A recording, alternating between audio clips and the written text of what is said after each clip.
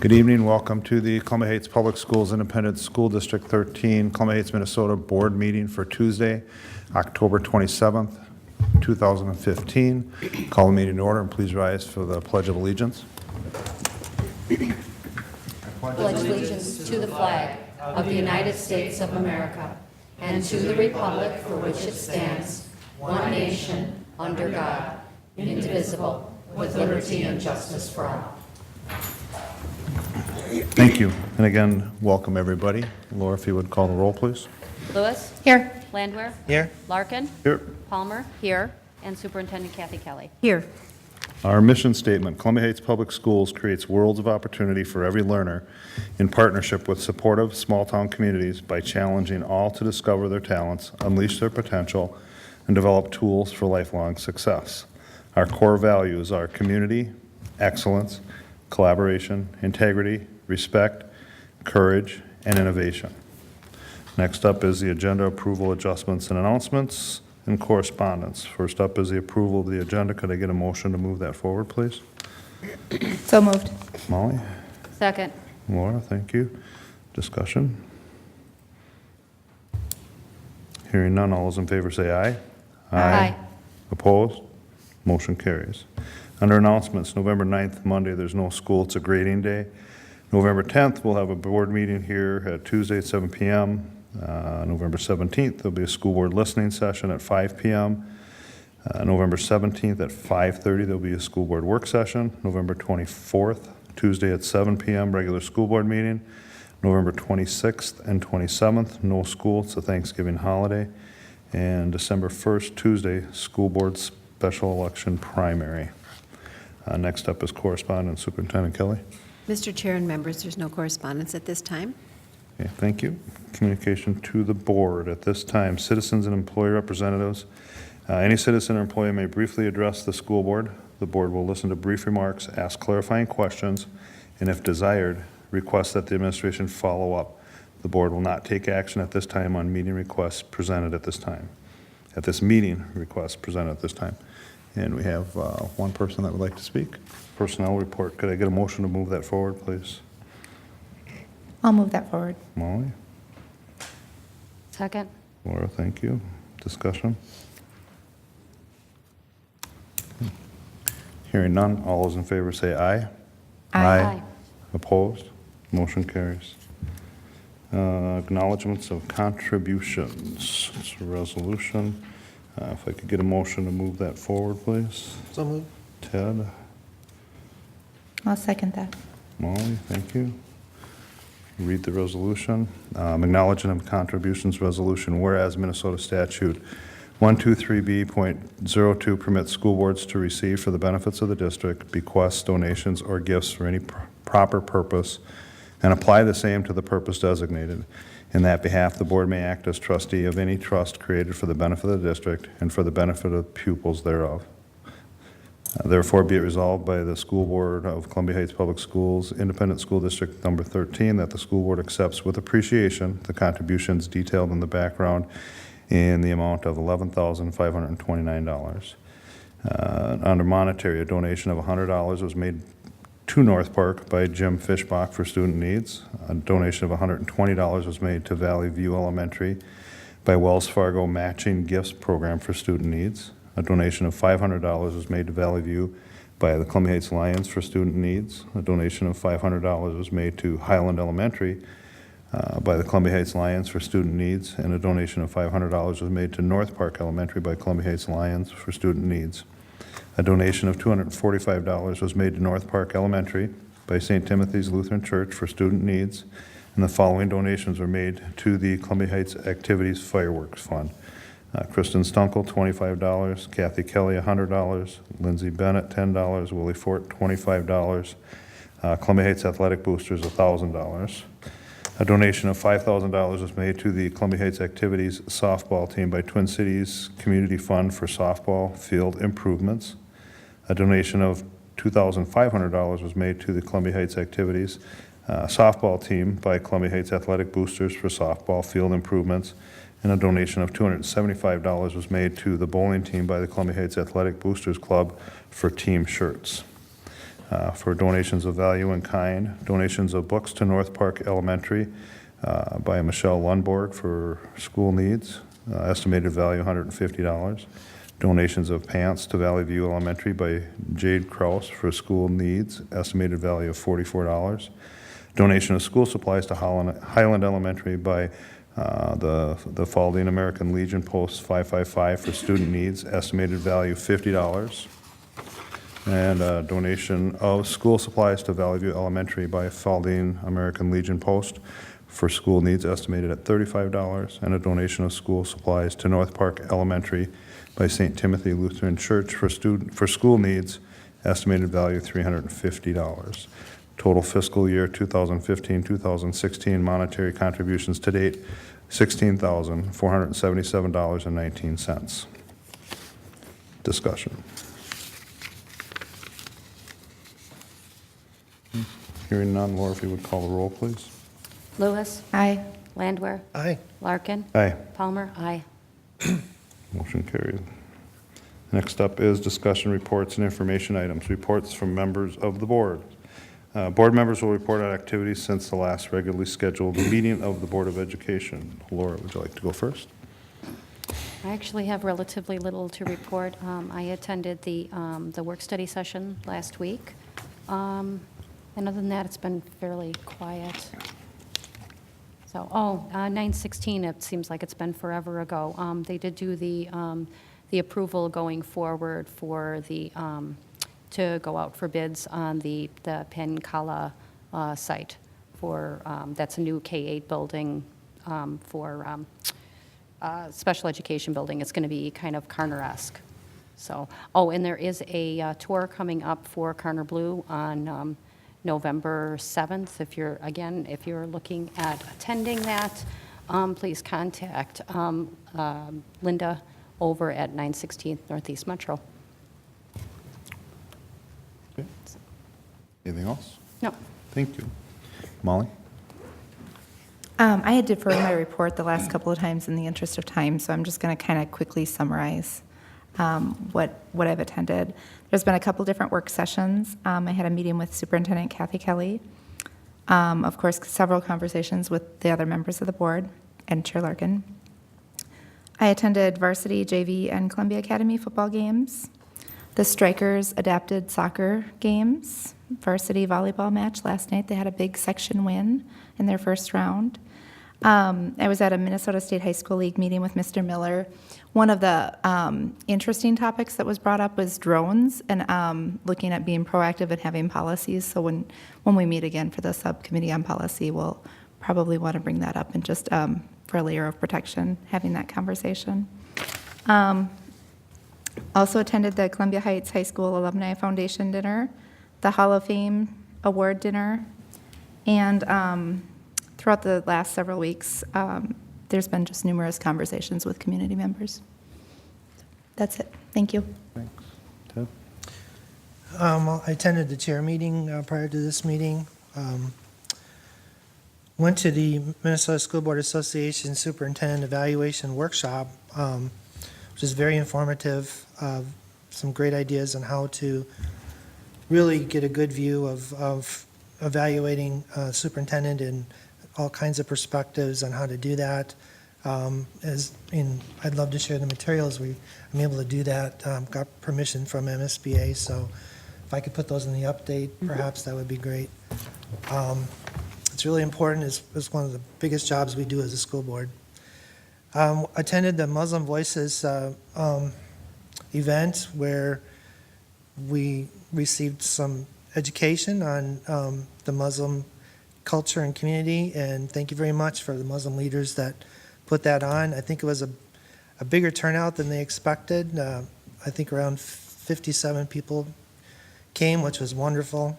Great way to open up the dialogue and get some good discussion and understanding in that area. And then also attended the Alumni Foundation dinner. Great event as usual.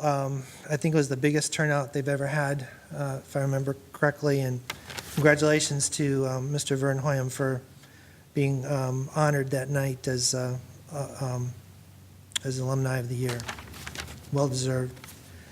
Attended a WEMAP presentation on WEMAP unrolling their plans for how they're going to help school districts close the achievement gap, and Superintendent Kelly was there with Director Stenvik and Principal Sosek. And so looking forward to how we can best use WEMAP in the future and take advantage of that. Attended several Lions meetings, talked with several constituents, also at the work session. And then I also viewed the video on the press conference after the last school board meeting we had, regular meeting. I wanted to, I thought it was remarkable the comments by Jailani Hussein from CARE in acknowledging the comments were made, he believes, by a different author, and was acknowledging that as well. That was very remarkable considering he was a big critic. But I would encourage everyone who has interest to look at that. I believe that's still up on the website. And I'm glad that former member Nichols took the high road and ended the turmoil that we just went through. Anything else? That's it. Okay. I also attended multiple school board meetings, had several meetings with the superintendent. Went to a few different football games, homecoming included. I also was at the Muslim Voices Preparing for Prayer community conversation, the new candidate orientation, attended the TIES meeting here just last week. I attended a leukemia fundraiser for one of our students, and also had multiple conversations with multiple constituents. Superintendent's report. Mr. Chair, members, I had a meeting with the auditors. If you remember, it's that time of year because we're finishing up last year, we're in the middle of this year, and we're trying to forecast. This one was specifically so we could finish up and have an interview with the superintendent so we could finish up that budget process, and that'll be coming before you a little later in this year. Did have an opportunity to attend the new candidate orientation. We had a meeting with Anoka County Community College and the district team that works on the college readiness plans for our transfer curriculum. And we wanted to react to and start being proactive and planning for the impact on the Higher Learning Commission's new rulings about credentialing. And I've put some of that in your updates, I think, on 2 separate occasions, so you can be current with that.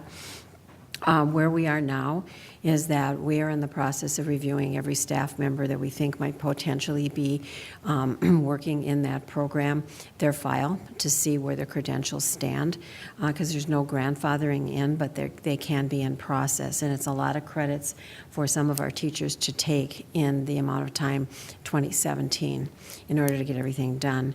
And so we believe that we're on top of it, and that we believe that it's going to be, for some people, a pretty steep climb. So we want to make sure that Anoka Ramsey has on file that people are already taking classes and preparing for this program, so we can pull it off. And as we talk about it, I think it's a good thing that we're in with 5 other districts working on this, because with the new timelines, there may be a time when we might have to share teachers on this. So I wanted to let you know that we are still working on that, and that it's good to have Anoka Ramsey as part of the team, because we really can collaborate with them effectively. We did a facilities walkthrough on upcoming proposed projects, and we reviewed the architectural plans at some of our school district buildings, and you'll have that opportunity with Bill and Brian and I when we take the van and do some of those things a little later this year. There's some really good things going on, and I look forward to you finding out more about them. Attended the TIES annual business meeting with Chair Larkin and Director Hennekins, and I know that that's been a topic at the board table for about a year. It was almost exactly a year when TIES made the papers, and It was a remarkable turnaround. That's all I can have to say. I sent you all of the meeting minutes for the last year in your spare time in case you wanted to review them. But from where they were last year to where they are now, just a remarkable turnaround. They have right-sized, downsized, and are in the black, so that's very good. Attended the WeMet premiere, as Member Landwehr already alluded to, with both Director Stenvig and Principal Sosek. We were over there for 4 hours, and then the Joint Powers Board, of which Ted's a member, came from 4 to 6. And we had a demonstration of some of the things that they are thinking about. It was kind of a confounding presentation in that we weren't quite sure what the parameters of the financial situation is going to be and how we fit into the organization as far as where they've diagnosed it. So we're going to continue to work as an admin team to compare where we are and have additional talks. There'll be a member of their team coming out. And I did meet with EMID to see what their offerings are, and then we are already part of our District of 6 as well. So we'll have to do a work study on all of those issues in the near term, I think, for more deeper board discussions around those topics. And let me see what else is going on. I have 2 staff members working with me on their superintendent's license this year. And so I've been highly involved in some of their projects and programs, and with things going on in the district, they are really having some good learning experiences as well. And I'm thinking before they're done, we'll have them report out to you on some of the things that they've learned. Director Holmgren and I have been meeting regularly on the status of this year and last year's budgets, and will continue so that we are giving you sturdy recommendations for next year's budget. I also attended the Alumni Scholarship Dinner. I thought it was bigger and better than ever. It was a great crowd. It was nice to honor Vern Hoyam.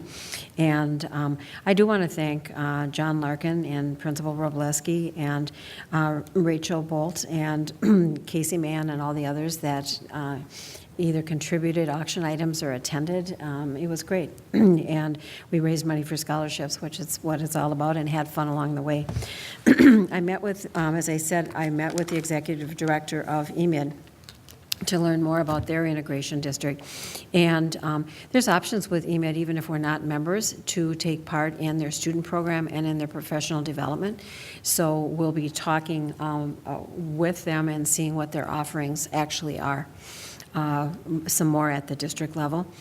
I met with today, Dawn and I and Adam Nelson met with a representative from Anoka County on formulating plans for special election number 2. And you will have the resolution tonight before you so we can get started on that. And then in the superintendent's update, I'll give you some timelines. On as soon as we get them from the county on some of the other things that fall in between those guidelines. And she pointed out to us at the meeting that we'll have special election 1 and just get done with that, do special election 2, get done with that, and then the filings will open for the general election, and the person that wins special election 1 will be filing for special election 3. So I'm thinking that this 2016 will be the year of the election for all of us. I had coffee and conversations with Member Landwehr, and thank you for that, and I attended school board work studies and had multiple conversations with all of you, so I want to thank each and every one of you for the time that you've spent with me over the last few weeks. Thank you. I just jump in. I forgot about the fundraiser for the student. The outpouring of I was there as well as I think you were there too. Yes. Right? The outpouring from the community for our student was just amazing. So thank you so much for all that. Okay. Next up is the Castle Heights update. We've got a host of people presenting.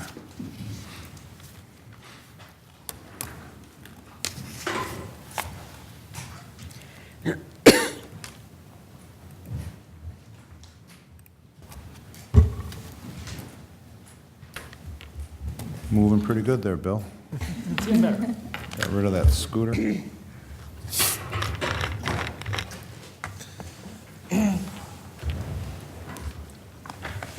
Chair Larkin, members of the board, this evening to discuss the former Castle Heights site. We're going to give you an update. And thank you, Don. So I'd like to start with our mission, creating worlds of opportunity for every learner, and core values of community, excellence, collaboration, integrity, respect, courage, and innovation. So at this point, I would like to turn it over to Director Stunkel. Good evening. We went into quite a bit of depth last week when we had the work study, and we went through this PowerPoint that we're going to be covering again this evening. So I'll move a little bit more quickly through it this evening. And just a reminder that you also have the supplemental documents that you received last week of the Castle Heights Community Conversation Meeting Summary from July 20th. You also have all of the comments that were submitted on the website. And as well, you have, with our Castle Heights focus groups, every comment that was submitted in those focus groups. So I just wanted to make mention of those documents that you have. So a quick reminder of the process for input that we went through on May 26th. The school board was presented with information about the condition of Castle Heights and the need for it to come down. May 27th, we had a meeting with Castle Heights stakeholder. June 2nd, we met with representatives from the city of Columbia Heights to discuss the site. On June 9th, we had a meeting with Columbia Heights Public School parents. On June 30th, a group of Columbia Heights residents, including some who are here in this room this evening, met as a quote-unquote design team. On July 20th, then Castle Heights Community Conversation convened. On August 6th, the design team met again. From July 22nd to August 7th, the Columbia Heights Public School website provided time for community comments, which are one of those documents that you've received. August 6th, the summary of the Castle Heights Community Conversation was compiled by the design team. Once again, you have that document. On August 11th, the presentation to the school board on Castle Heights Community Conversation Next Steps was brought to you. The Castle Heights Community Conversation Summary and the school board presentation, very briefly, some of the key points of that. Community members expressed the desire for active participation in the decision-making and planning process for the use of the former Castle Heights site, with forming a committee or team. The Columbia Heights Public School District team spoke of the need for the school board to be able to reflect and conduct its governance process. Consensus that the community, meaning the district and broader community, should take the time necessary to seek additional input, be intentional, and allow for school board and planning processes. The district team agreed to a series of focus groups with students and parents. The district team also welcomed input via phone. In October of 2015, the district facilitated focus groups with Columbia Heights Public School students and parents. We did work with the school administration, with the principals. We asked that they invite students for the student focus group and parents for the parent focus group that would be representative of the concerns and experiences and perspectives of their school. We had focus groups with students at Columbia Heights High School, Columbia Academy, Highland, North Park, and Valley View. And we had focus groups with parents at Highland, North Park, and Valley View. We also received some parent input via email. We did a survey of early childhood special ed teachers, and mini adventures staff. We also surveyed the Columbia Heights Public School Administration for their input about suggestions of what we could possibly do with the Castle Heights site. You received the results of the focus groups at the work study, and we'll review those this evening. The Columbia Heights Public School Board determines the focus and parameters of the former Castle Heights site. You will receive this evening, as you did last week, the legal and fiscal information about the site. And then it is for the school board to establish a bridge team to move the project forward and define the scope of the team's charge. And we had said by the end of September, but as we've mentioned before, there were extenuating circumstances with that deadline. A couple of the themes that came out of the community conversation, this was information, again, that was brought to you back in August, but just a reminder for all of us. General ideas were suggestions such as including the children's perspective, that it might be multi-generational, that there would be opportunities to bring the community together, perhaps a relationship with Blooming Heights, that there might be some shade and natural cover, a true community effort to create an ongoing community effort in the life cycle of the space, and that it might be unique and special. Some of the specific suggestions mentioned on July 20th were that there might be equipment for health for older adults, such as balance, flexibility, and mobility equipment, an outdoor classroom or performance space, or wellness playgrounds for multiple generations. Via the website, and here again you have all of the comments submitted on the website. Some of the submitted ideas included pavilion with picnic tables, shaded spot for gatherings, skateboard park, amphitheater, new park with a tire swing, outdoor classroom with plants or flowers, climbing wall, or a rebuilding of Castle Heights. Then we did these are the dominant ideas that were submitted to us when we participated or facilitated. Zena and I facilitated the focus groups with elementary school students. When I say dominant ideas, it means that 2 or more students suggested this or had energy around them. I'm just going to keep going. Okay. Extra open space to play, perhaps soccer, make it part of Blooming Heights, benches, an area for reading. Some students said that they really like to read during recess and that they'd like some space to do that. A tire swing, flower garden, sandbox, basketball court, a play space for the little children, meaning the early childhood, or perhaps a maze. We did a focus group at Columbia Academy. The majority of the students participating, in fact 5 out of 9, said that they really didn't care. A couple of the suggestions in addition to that were a basketball court, a zip line, or an active space. We did 2 focus groups at the high school. The dominant ideas that they really had a lot of energy around were a performance space for theater, music, and perhaps partnering with the Columbia Heights Recreation Department during their summer theater programming. Outdoor classroom space, they really liked the idea of being able to go outside with their classes and gathering. Benches, areas for reading, basketball court, a play space for children, and picnic tables. With the adult focus groups, with the parents that we did, and then also the surveys that we've received from staff and administration, the dominant suggested ideas were a performance space, once again drama, band, or choir, with perhaps a small stage or pavilion, seating for an outdoor classroom, picnic tables, shade or fruit trees, expansion of the garden, art display opportunities, some suggested sculpture, some suggested photography, early childhood space, or a natural space for flexible use. We did ask the adults if they, and the high school students also, if they had any suggestions of partners or possible funding sources. A suggestion of purchasing a nameplate for benches or bricks came up multiple times, approach individual families to contribute, and then they made some suggestions of local businesses. And then I'll hand it over to Bill to talk finances. Just an update. Is this on? Yeah. Okay. Hold it a little closer. Just an update on the costs of what we've spent so far at the Castle Heights site. Back in July, we put fencing up around to secure the site. That was at $2,000. To retain the primary tower components was $3,300. Removal and disposal of the Castle Heights playset itself was $18,500.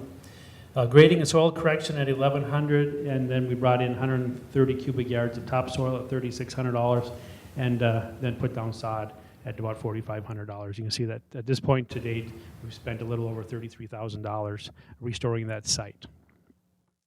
What I want to talk about really is what are the governance considerations for the Castle Heights site. First of all, the budget. As you know, and we've talked about, going forward from this point forward, there is no money at this point earmarked or allocated to do any type of a project in that area. To understand what the liability issues are, to put any type of equipment outside in that area. The legal implications, And then what is the City of Columbia Heights and Anoka County versus Columbia Heights Public Schools' responsibility for community recreational spaces? As you know, last week we had Joel Engel here. He spoke in depth on, what kind of authority the school board has when it comes to that site, what we can or can't put on that site. Now, we did call him to ask him to come get back tonight, but he was already had a meeting at a city already tonight. As he works with lots of cities and a lot of school districts. But what we've done, we put together a little summary of what he talked about, and we'll just quickly go through that. First of all, he talked about control and oversight of school grounds. And the school board ultimately controls the district, including the use of district property, the Minnesota Statute 123B.02. There is no authority in the Education Corps for the school board to relinquish or abdicate that authority. And then he spent a lot of time, and actually I should point out, we passed out the memo he put together last week, and we also included it in your board packet tonight, so you have that with you also. Then he spent quite a bit of time on the proper use of school property and resources. Schools exist to educate their students, Minnesota Statute 123A.03. The use of land for general public recreational purposes is more of a function of cities and counties, Minnesota Statute 462.221. The possible inclusion of equipment focused on non-student age individuals plainly does not meet the test of being related to an education purpose. When we're talking about the liability side of the district, there are two provisions in law that potentially provide immunity to the school district against suits based on the use of recreational equipment. You'll find those in Minnesota Statute 466.02 and 466.03, sub 6E and 23. So take a while to read through all of that, but both of these, even though there is a potentially provided some immunity, both contain exceptions. Both of these subdivisions state that a school district still has a liability for conduct that would entitle a trespasser for damages against a private person. If a person is injured on a playground or some other structure that is on a property owned and maintained by the school district, there's a real threat of a lawsuit. Now, this conclusion I put up is actually the conclusion that's right in the memo that I think that Joe put together. I thought it really wrapped it up pretty nicely. The proposed idea of installing a playground or some other structure to replace the Castle Heights playground presents significant issues for the district. The board may not abdicate its authority, which we already talked about, over the site, as some people would prefer. The district must also be mindful that its property is intended to be used for educational purposes. It is not equivalent to a public park. Further, the expenditure of district funds, as would necessarily be required in order to maintain and ensure the playground, must be for an educational purpose. And finally, the installation of the proposed facility presents significant liability concerns, particularly in light of the type of equipment and facilities that have been proposed. Put together a little different way to look at that conclusion. In summary, the school board must control oversight of the school grounds, which we talked about. The school board must make the final decision for the use of the former Castle Heights site. The school board must maintain proper use of the school property and resources. This means the site needs to be developed with an educational purpose. The school board needs to be aware of the liability issues of school equipment that can be assessed by the general public, so that the school district is responsible for use of the equipment on school grounds, whether the school grounds are being used by students and or the general public. So I think that just gives us kind of a quick summary of what Joe talked about. Are there any questions going forward?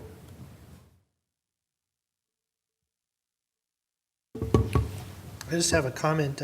When you talk about the schools being liable for injuries, would it be fair to say that's why we needed to spend the money we did to secure the site and then also to buy the new playground equipment, that it had to be designed in a way that we can avoid those injuries as much as possible. Yes.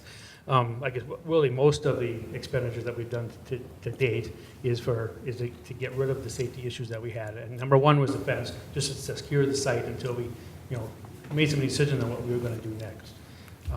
So yeah, all the cost, $32,000 was to take care of the problem or the unsafe conditions of that playground. And of course, we put up a new playground now. To say nothing's ever perfect, but I think as safe as possible is what we've done up there with that playground. Right.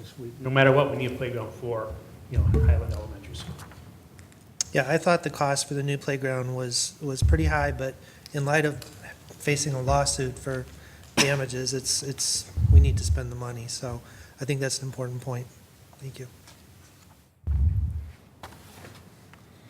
I think it's worth mentioning, too, that when we received the legal summary last week at our work session, the district is provided some protection under the laws if we have a playground or a structure or anything that's for educational purposes primarily, and if it's being used by the public, then so be it. But if it's designed outside of educational purposes, that's when it really opens up the liability. So I think that's worth mentioning. We had a really good information session last week that was very helpful. So thank you for that information. I guess I just have a question here. With now as a board here, do we need to define basically the scope of going into the bridge team to be able to go forward with us?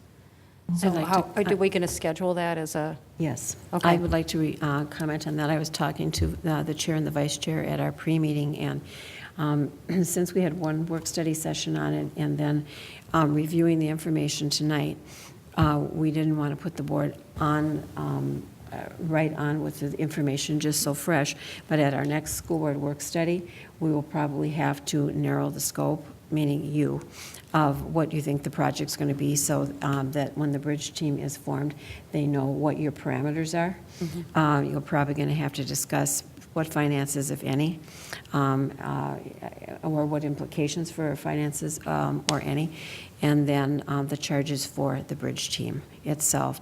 And if we can come to some agreements around that at the work study, then we can bring it back for action at the next meeting, and work can commence. And I know that one of the things that we talked about with the team was it would be nice if we had something that was actionable that we could start on in May, if we were going to do something out there for summer.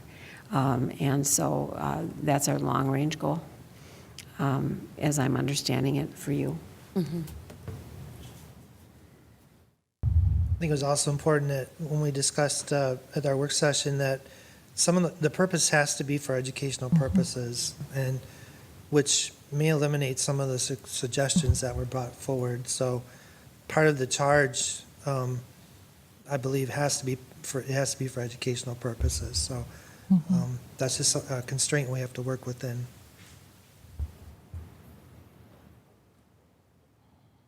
Anyone else? No. Okay, so the plan is at the next work session, the board will have discussion as far as giving some type of a direction and then a bridge team moving forward from there. if I understand. Action items at the board, yes. Then it will come back for an action item, and then we move with the forward. bridge. Mhm. Okay. Any questions or comments? Thanks. Thank you. Thank you. Okay, next up is the summer programs wrap-up on a cool, wet fall evening. We got most of you still here, okay. Chair Larkin, Superintendent Kelly, members of the board. We're here this evening to present information on summer school programs in 2015, along with our mission to create worlds of opportunity for every learner, and our core values of community, excellence, collaboration, and integrity, respect, courage, and innovation.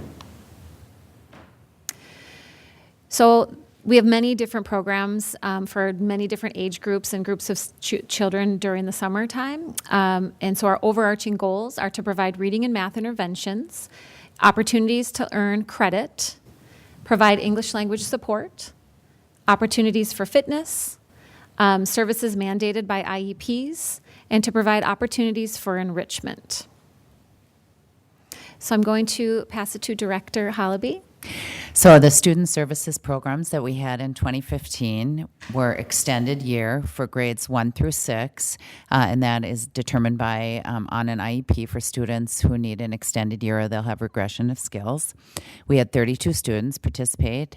For our developmentally and cognitively delayed kids, we had 18 participate. Early childhood special ed, 24, and early childhood special ed home visits was 21. Community education is busy year-round, and this summer was no exception. We continued with the Bridges to Kindergarten program, that is 3 weeks, preparing students to go to kindergarten in the fall. 75 students participated in that. Our Adventure Club summer program really increased. We had 90 students participating with Adventure Club. Mini Adventures hold steady at 40, 20 in each of the classrooms. We had the new program, which Bonnie Lohman, the agriculture specialist, detailed in a previous presentation, the Blooming Heights High School internship with 6 students participating. We provided driver's education for our young drivers in the community, 21 participated. Strength camp, 90 students participated. Football camp, 45, and fitness classes through adult enrichment, 20. And for the general summer school programs in K-12, students are initially invited based on determination of need, based on assessments and other factors. This year, our elementary summer school programming was moved both the date and location due to the construction that we had here. It was not located at Highland. We moved it to Valley View and held it in June. As I was helping to enroll students and had conversations with parents and staff, we had positive feedback about moving the dates to June instead of holding it in July. One, because it's cool; it's a cooler month than the heat of July, and they also liked having it not in the middle of summer, but closer to after school let out. Our middle school programming down at Columbia Academy offered services to 135 students. Our home reading and math program, about 100 students enrolled. And this year, our high school summer school program also had a change through working with 916. We moved to a collaboration at Metro Heights. So for a few weeks, students took courses here on site, and then if they had not fulfilled their credit within those 3 weeks, they had the opportunity to continue their summer programming and credit recovery at the Metro Heights location, and we were able to provide bus tokens so kids could get there if need be. Other academic summer programming that we offer, one that's personally near and dear to my heart was our writing seminar. This was a partnership with our neighboring district of St. Anthony and New Brighton. This was part of our Achievement and Integration Fund, and we were able to offer a 5-week writing seminar for, this is our first year, so we started small. We had about 25 students in the class. Half of the students were from St. Anthony and half of them were from Columbia Heights. These were students going into 9th grade. So it was deemed really crucial that we prepare students for that academic rigor in 9th grade as they enter and make that transition from the middle school to the high school. So we wanted to provide a unique opportunity for the students. They were here Monday through Thursday, and each week they took an excursion, either on the Tuesday or the Wednesday. One of the excursions was a tour of each of their communities, and the kids were able to identify the kind of landmarks or places in their community to share with the other kids from the other districts. And here you see a photo of the students went to the Stone Arch Bridge and the Mill City Museum. So really learning about themes of community, self-identity, and personal awareness, and then that all reflected in their writing. So they're at that age where they're coming into what's their identity. This course was designed in partnership with our advanced placement high school teachers, and so the students are expected then to enter into advanced placement when they're a little bit older. So that was preparation for them.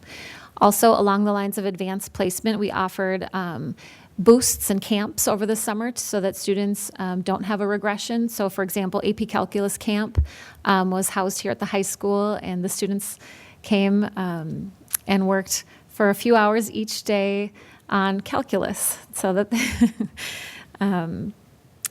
so they were, to prepare for the AP exam and the AP class. We also housed our summer academy. This is a 3-week program for identified gifted students. This is this takes place here at Columbia Heights High School and next door at Highland Elementary. About 1,200 students participate from a variety of districts around the metro area. Looking ahead, we want to continue to build on the success of those summer boost camps for our AP students and other students, increase enrichment options for all students, and we look forward to working more with, collaborating with other districts to see how else we can partner in the summer. So are there any questions? Do we measure the effectiveness of the summer study for students, and what do we find if we do? So we're in the process of compiling the fall data. We do measure spring data to fall data if we have it for some students. So for example, the cognitively based literacy measure that our K-5 students take, they've just completed that in the fall, and so we're able to identify the students who did go through summer school. And if I might, for the class between St. Anthony and our district, you did some study around that as well, with a pre and post a test, and to see how they grew. Do you want to just comment on that again? So, yes. So I'm putting you on the spot, but no, it's really exciting actually. So the current 9th grade students, all of the writing seminar students from Columbia Heights are currently in the 9th grade Avid class, and so I'm able to go in fact this last week I went into the 9th grade classroom and looked at, chatted with each of the students and looked at their binders to see if they're being organized and taking notes. So there's those kind of anecdotal, but also over the summer we have 11 life skills that partner, that pair up with our academic benchmarks. And so last year we worked with our community and district leadership teams talking about how are we going to implement the life skills in a concrete way, through lessons, through curriculum. So I did some work in investigating and found it's called a holistic student assessment. It comes out of Harvard University, and it's an online assessment that covers a lot of our 11 life skills. So the students it took them about 15 to 20 minutes online, and got the information back, and now we're able to self-identify, or students were able to identify with charts and graphs and different data. We can meet with those students and see where they're at. So some of the measures are persistence, relationships with peers, relationships with adults, homework completion, and so we're really able to get a snapshot of where that student's at now, early on in 9th grade in that crucial transition year, and then work with them and support them through whether it be Check and Connect, mentoring, tutoring, Avid, all of the different programs that we offer, our school psychologists if need be, or school counselors if need be, and then we can pre or post-assess them later on in the school year. I'd also like to make the comment that the St. Anthony School Board had a presentation on what we did this summer, and they were very pleased. And so if you see them at the January conference, you'll have something to talk about. They would like to do more things with us in the future, so that went well from their standpoint as well. Yes, I would like to see if we have an opportunity to present the data of how effective the summer program has been. I'd love to see that. Mm-hmm. Sure. Anybody else? Okay, thank you. Welcome. Thank you. And next up is the opening of the school year 15-16 for Highland Elementary. Chair Larkin, Superintendent Kelly, members of the board. I'm here with Principal DeWitt to talk about the opening of the school year for Highland Elementary.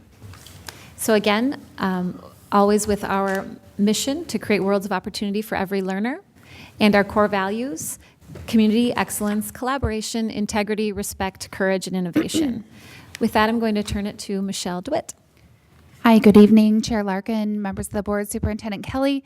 It is my pleasure to join you this evening to talk about the opening of the school year for Highland. We are really pleased with the work that happened at Highland over the summer.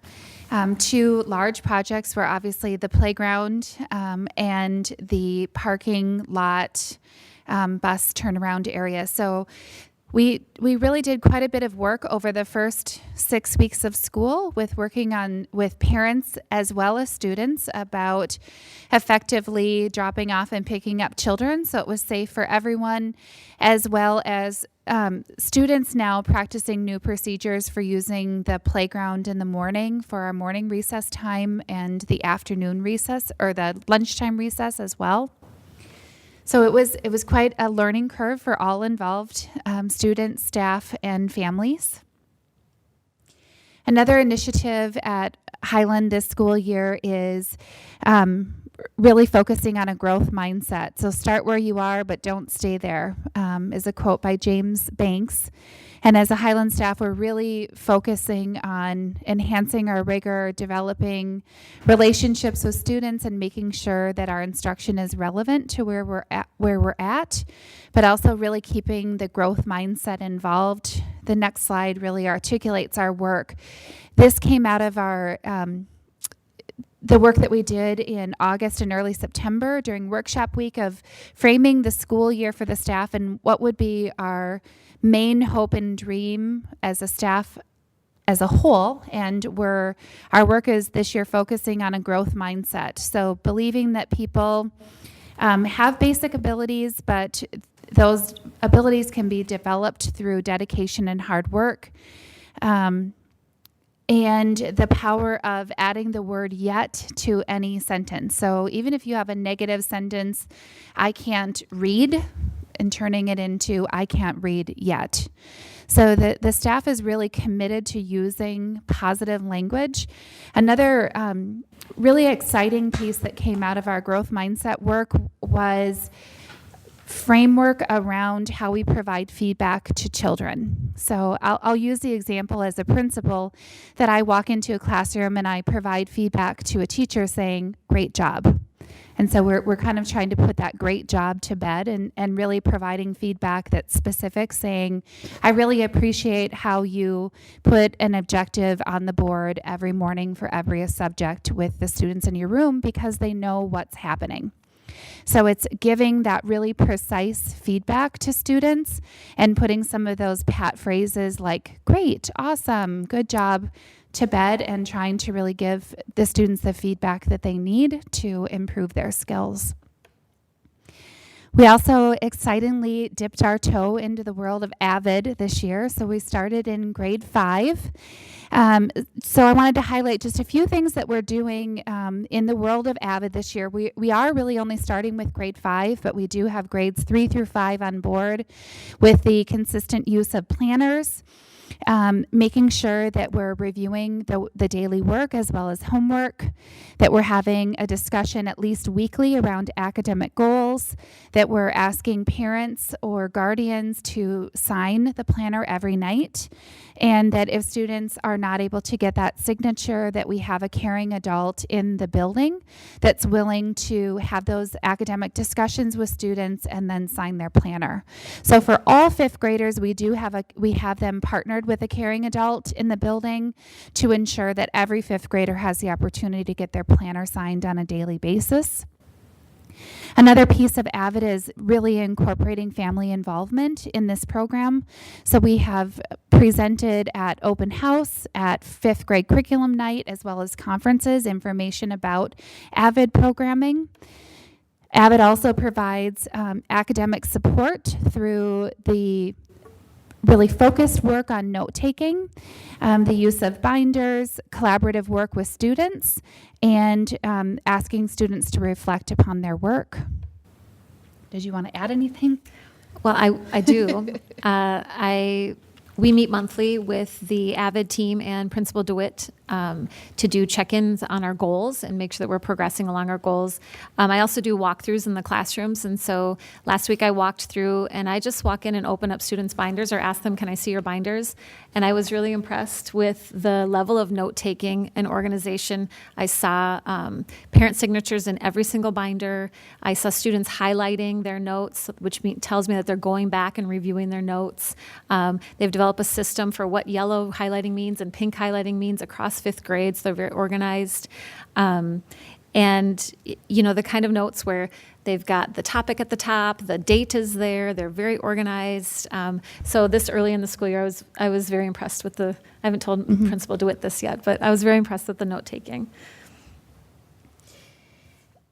Another focus that we're continuing, and this is really a branch off of Avid, as well as the work that we're doing building wider, continuing to do this work, is college readiness goals, really ensuring that we're promoting a college-going atmosphere at Highland. If you ever come to visit Highland, as you enter any classroom in the school, you'll notice a little plaque outside the door that has a picture of the staff member, the teacher, wearing their college gear or holding a little sign if they don't have college gear about where they went to college, as well as information about their educational history, how many years they've been teaching or working in their position. So it's really a way to promote a college-going atmosphere at Highland. We plan a showcase. So these were our action steps as a staff. We plan to do a showcase like the high school did, with a staff member's picture and then a little string to the college or university that they attended. We have had teachers promoting the colleges that they went to, or that maybe promoting local universities in Minnesota, or colleges or universities in Minnesota. So different activities where teachers talk about what it takes to be ready to go to college, also what it takes to get into college, really age-appropriate discussions. And then I think the last 3 years in a row, we've had a World Cultures Day, and we're looking at changing that mission this year to hosting a career day, where we'll, again, really try to bring in guest speakers as well as our parent speakers. We've done this for World Culture Day, but to really incorporate what we're doing for Avid. And then the last is we've added lots of pennants to our school. So to the gym, to the fifth grade hallway, to our classrooms, but pennants really showing colleges and universities, and really highlighting predominantly African-American colleges and universities as well. And this is just our academic goal, or goal around college readiness at Highland, is to make sure that beginning in kindergarten, we address academic rigor, relevance in instruction, to build strong and supportive relationships between students, teachers, and the community. Questions? Do you see the family involvement increasing at Highland, or how is it? Yes, and I'll touch on that in my strategic plan as well. Family involvement at Highland has always been very strong. Obviously, we continue our monthly activities, whether they're movie nights or we do family game nights. We have Turkey Bingo coming up in November, which I'm sure will be very well attended. I think we had about 500 people attend last year. The curriculum nights were lower than what we anticipated. They were very, very well attended a year ago, but it was the first year that we did it. So we were kind of talking about ways that we could either try to draw more people in, or maybe a different venue for presenting the curriculum information that we want to get out to families. Conferences were attended by 85% of our families. So we do keep track, and very, very high percent of families attending conferences. That's great news. I just want to make a comment when you were talking about curriculum night, and just in general at Highland too. When you're talking about parent involvement, I know that many teachers are very good about email communication, so talking about the different ways to communicate with families. Of families that weren't able to attend curriculum night, that information was available by reaching out to the parents or to the teachers, and that was sent via email as well. So it's been the parent involvement. And the teachers do a really nice job of reaching out on many levels. Yes, they do. At Highland. I had a question with the Avid program. Do all students in 3rd through 5th participate in Avid? This year, all students in grade 5 participate. So then the same will extend, and next year will include 3rd and 4th grade as well. Okay, great. And really, we started the beginning phases in grade 2, even though traditionally it's a 3-5 start. But grade 2 is also doing the planners this year as well, just not with the same rigor that the 3 through 5. Well, we know Avid works, so that's fantastic. Yes. And are they following the steps to college and career readiness that we've outlined in the, through K through 12, essentially? Yep, so on the benchmarks, we are looking through formative assessments to get students to meet those benchmarks that are outlined on that pathway. Okay, so working on that. Great. Else? Okay, thank you for that. Next up is the Highland Elementary Building Vision Card. Chair Larkin, Superintendent Kelly, members of the board. I continue to be here with Principal DeWitt. And now Principal DeWitt will share the strategic plan and vision card scorecard for Highland Elementary. We are continuing with our mission of creating worlds of opportunity for every learner and falling under our core values of community, excellence, collaboration, integrity, respect, courage, and innovation. All right, so just some general demographic information about Highland. We continue to have solid enrollment at Highland. The October 1st enrollment was 537 students. I would say stay pretty consistently around 530. It can go up 4 students or down 4 students in any given day. Our demographics are very similar to last year. I'll follow up a little bit more on the further slides, but consistently staying very similar year to year. Our free and reduced lunch is also very similar to last year, 81 and some percent, and for, students eligible for free or reduced lunch, and 19% that are ineligible. Our EL student population has declined slightly. We were at 38% last year. We're at 33.5% this year. Our special education student population has increased slightly. We were about 11% last year and up to 13.4% this year. The MCA data, overall, our scores are down this year. Science has been up and down. We were on a nice trend of going up with having a science specialist, and last year we had almost half the year without a science specialist, and so we were pleased to be where we were at, but really are focusing in that area with a licensed teacher at Highland that was a 4th grade teacher that became our science specialist, who was very, very dedicated to working collaboratively with the teachers and working really hard to ensure that our 5th grade students are prepared, as well as very lengthy discussions with our 3rd, 4th, and 5th grade teachers and our building as a whole of how we're going to improve our scores in both reading and math. This is a copy of the district's strategic roadmap. And then getting into the scorecard, A for Highland, the use of articulated standards-based curriculum. We're at a level 4 in that area.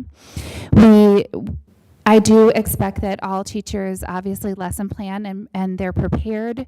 We started using a digital planning system last year called PlanBook, and it's really efficient with putting in state standards as well as core curriculum, and it's really aided in lesson planning for teachers being able to really have detailed lesson plans to work collaboratively with their teammates, as well as having easy access for administration to see what are their plans for the day. In A2, licensed staff being engaged in PLCs around the 4 questions. The 4 questions are an option, although we have many other methods that we have data conversations. I think we're up to about 10 different options for teachers to choose, whatever works best for the data that they're talking about. And I'm really encouraging this year teachers to talk about relative or relevant grade level data. So things that they're collecting on a daily basis rather than just focusing on MCAs or MAP scores. MAP now we're just assessing second graders, so it's becoming less and less relevant for conversations, but we're really looking at the things that we're doing every day, like literacy by design, unit assessments, or we have a tremendous focus on math facts to make sure that students are prepared to do more rigorous math, but to ensure that they're not struggling just with addition or subtraction, multiplication, and division. So having conversations about what they're doing daily. The use of formative student learning data to differentiate instruction. We feel as a staff we're at baseline there. And then effectively teaching strategies resulting in student engagement and learning through walkthrough protocols. We feel that we're at a level 4 in that area. We do have walkthroughs by administration as well as our peer reviewers occurring on a very regular basis. Continuing into A7, the presence of multi-tiered interventions, we're at a level 2. The presence of multi-tiered interventions for behavior, the staff, we rate these, I should jump back. We do spend time as a leadership committee really rating where we feel we're at, as well as the use of data in some of these areas where the data is clear cut. Others, it's more of this is where we feel that we're coming out at. The presence of STEAM integrated into curriculum at a level 2. The participation in the arts activities and athletics at a level 5. Participation between student groups, participating in arts and activities, we rated again at a level 4. And then parent engagement at a level 4. And some supporting information that I have there, again, is the use of the parent portal, attendance at student events, volunteering in school, and engagement with PTO. The scorecard around academics, again, we're really narrowing and this will probably be the last year we'll have relevant data for MAP scores, the NWEA. As I said, we're just giving now to second graders, but we were at a level 2, so at least 55 to 64% of students meeting their growth targets in math. And then we were at, I believe, 50%, it'll be further in the presentation, 50% of students meeting their growth target in reading. Percentage of students by student group meeting their growth targets. There was less than 10% between white students and other demographics, and that's very consistent at Highland, that there's not a huge gap between the performance of our white students and other groups. And then our CBM data, we are looking carefully at CBM data. We're assessing at least 4 times per year for all students, and then assessing as needed for progress monitoring for other students. So they could be students who have been referred to our students assistance team, or in special education where more and up to weekly assessment is needed.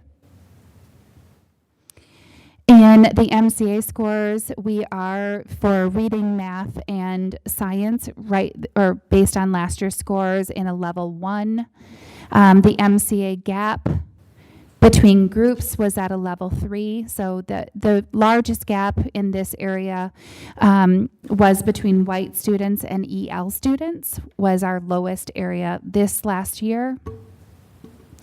And then the difference in Student groups for referrals for our behavior was at a level 3, and out of school suspensions, we had significantly less than 350. We had 40 students who were suspended, or 40 incidents last school year. Probably about 10 students, because majority of them are repeat offenders. So some of our initiatives, I like to always share what are our committees at Highland. We do have leadership and technology. Our leadership is really our academic core group of teachers and staff members. This committee also does all of our staff development, our building level staff development planner. Our equity committee is a very strong working committee at Highland, and I'll have a few details in the next slide about that. Culture, climate, and community. Parent involvement. We have grade level / data team meetings. It wouldn't fit on the slide that way, but it is the expectation that every grade level meet at least twice. Most of them meet 3, twice for planning and 1 meeting per week around data. Responsive classroom committee, and then student assistance and child study. And then, again, if you zip back, you can see one of our staff members wearing her college gear. So this is one of the pictures that we took. So some committee celebrations or committee actions for this year. Under parent involvement, we continue to offer volunteer training at Highland. Our monthly family involvement events are well attended, including open house, movie nights, family game nights, turkey bingo, which is upcoming. It's the second Friday in November this year. Ice cream and books, fine arts night, family picnic, and many, many more events. Our equity committee presents to the full Highland staff at 3 staff meetings. They attend trainings, they do lots of book studies, and their goal is really to develop staff as equity leaders. A responsive classroom committee also facilitates 3 staff meetings per year. We plan. I also sit on the responsive classroom committee.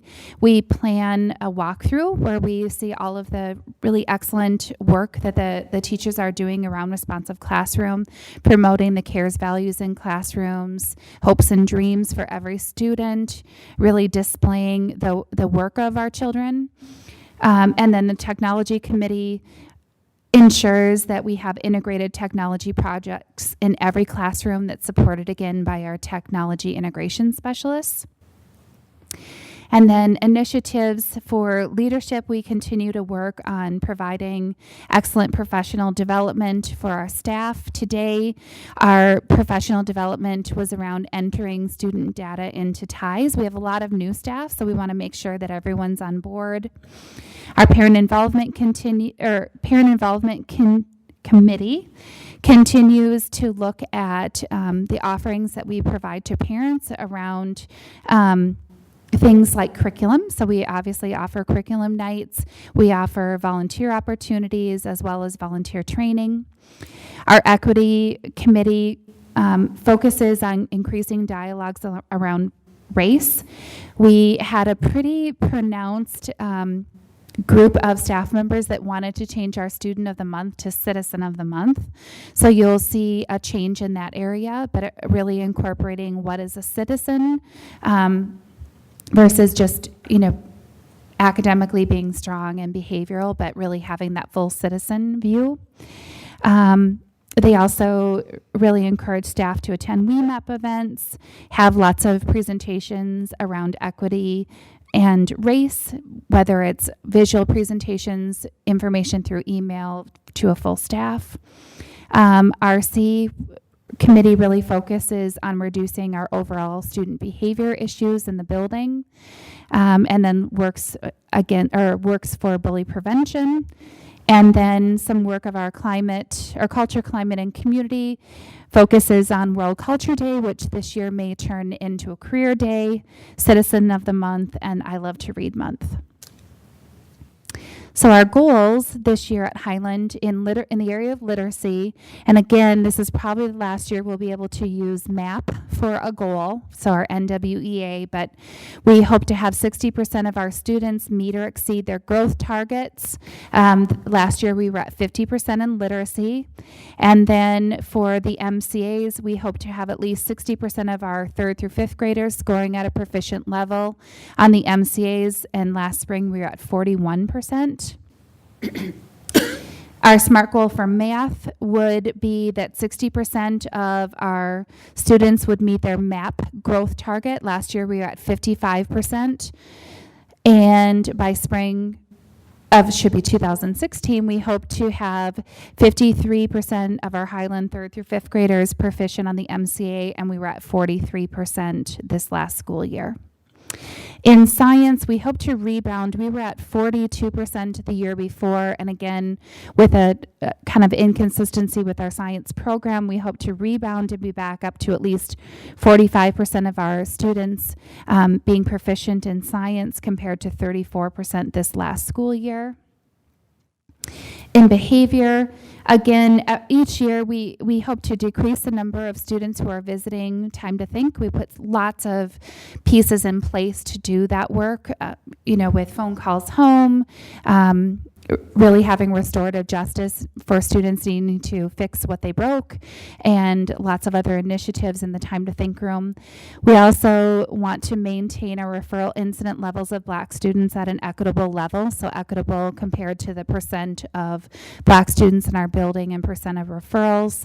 So last year we were at 59%, which is still high, and we hope to really reduce that number. We do look at our frequent flyers, so making sure that if students are getting several referrals, that we're working with families, teachers, and our social worker to develop plans to reduce the number of visits that they have to the office. And this was our September Citizen of the Month group, so our first group of our new citizens. And we do send that in the newsletter too, so we really promote the good work that the children are doing if they're nominated by a teacher or staff member for Citizen of the Month. And then just a few focus areas for Highland. We continue to have collaborative partnerships with the Lions Club, and wanted to showcase we have lots of new technology this year at Highland, over 100 new devices, obviously a new playground that the kids love to play on, and then just some pictures of students enjoying some great fall days. Questions?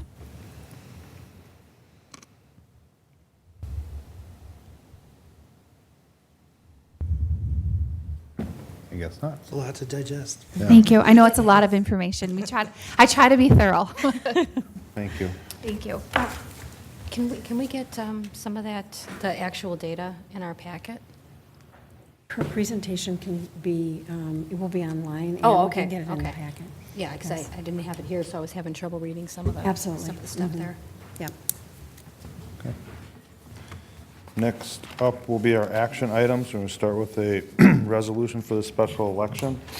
If I could get a motion to move that forward, please. So moved. Ted, second. Second. Laura. And I will read the resolution. This is the same one 3 times, right? There's just the one. Just the one. Yeah. I got this one here. It's the same one. That's small print. Okay. A resolution declaring a vacancy in the office of school board member and calling for a special election to fill the vacancy.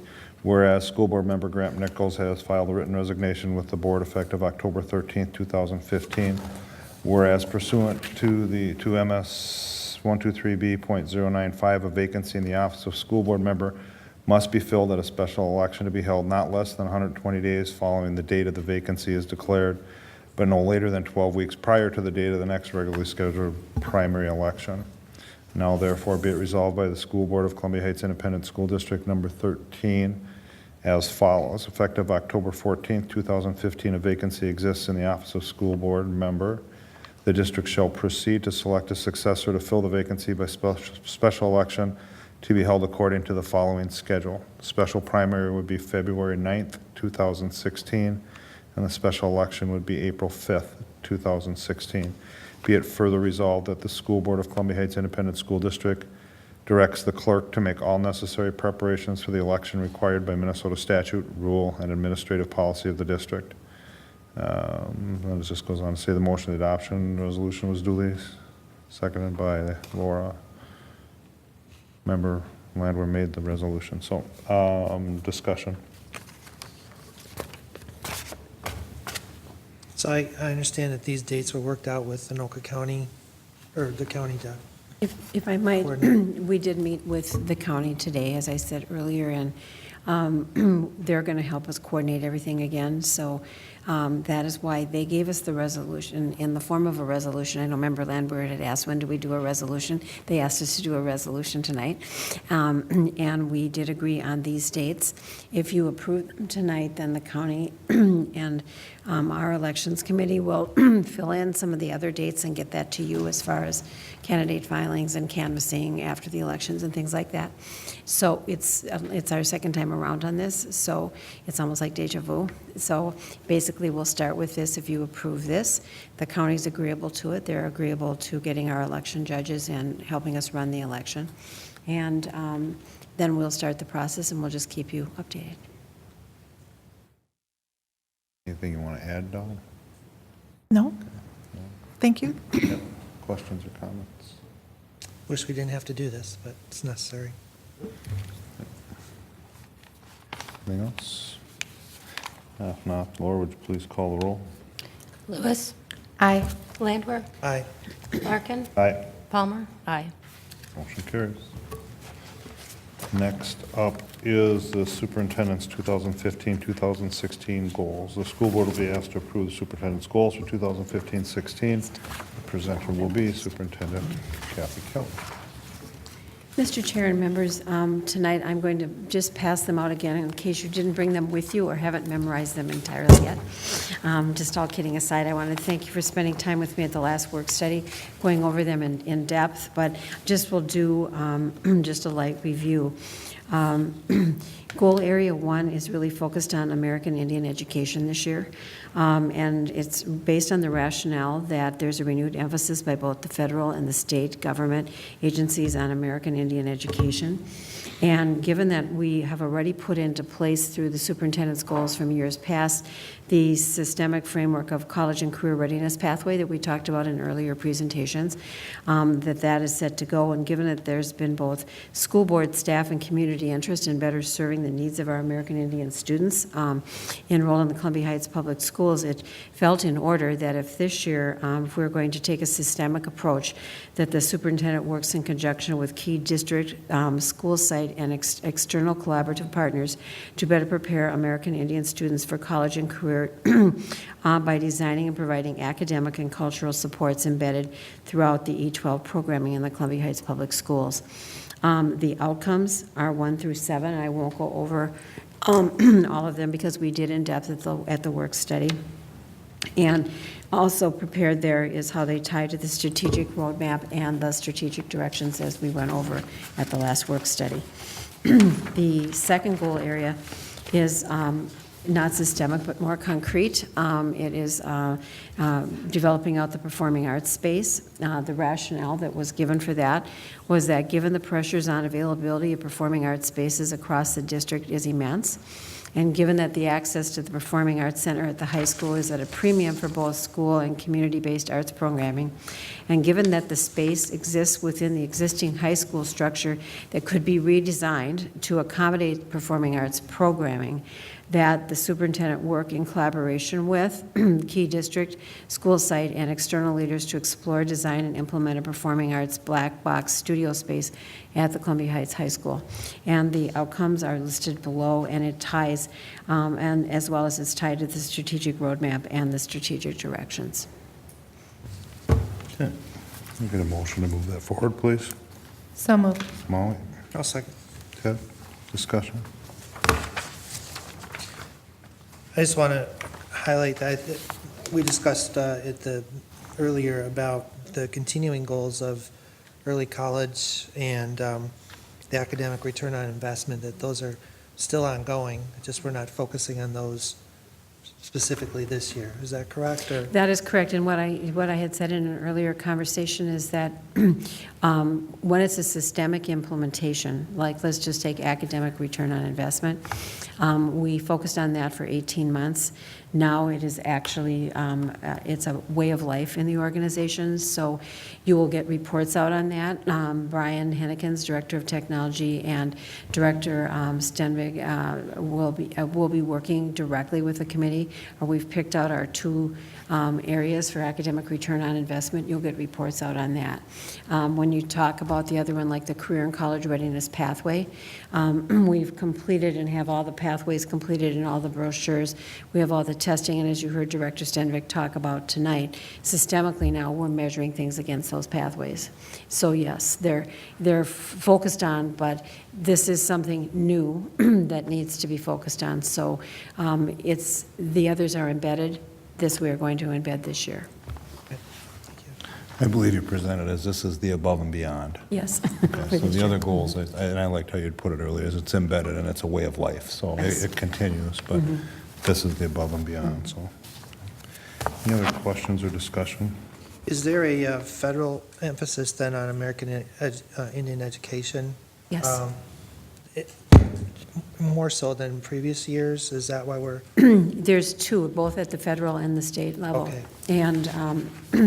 And there's funding attached to it. Many times there's unfunded mandates, but this time there's money attached to it so that we can provide programming.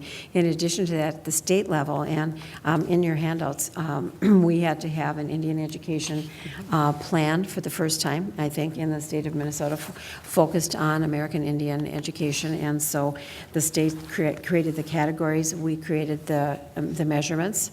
And so, yes, it's focused on both at the federal level and at the state. So there's plenty of good reason to particularly focus on it this year. Absolutely. Okay.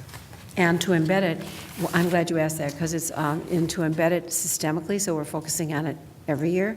And in addition to that, we're looking at that and saying, if this works, then we could possibly take another strand, focusing on a different population another year.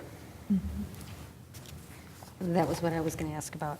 Thank you. So are there key features for this population to better educate them that we're trying to identify and work with? Is that fair to say? Well, I with this think goal? with this goal, if you look at what we're going to do with the state, we're going to look at work in getting all children ready for school, all third graders achieving literacy, closing the achievement gap, and being sure that they're ready for college and career readiness. So those are the key things that the state is looking at. Okay. And so in the rubric, we have done that. As a group, though, and what we've heard from our families is that we have many American Indian students that they may identify as another ethnic, and so we want to make sure that we're getting them all. And so we're going to we're going to intensify child find this year to make sure that we're serving those families, because some of the families already identify saying we have many more. And so we're going to make a concerted effort that we really are identifying all through a child find. Great, thank you. Anyone else? Okay, no further discussion. All those in favor say aye. Aye. Opposed? Motion carries. We'll now be going into a closed session in accordance with Minnesota Statute 13D.03. The board will meet in closed session for the item on the agenda for the purpose of discussing negotiation strategy. We go into closed session as soon as we get our high-tech.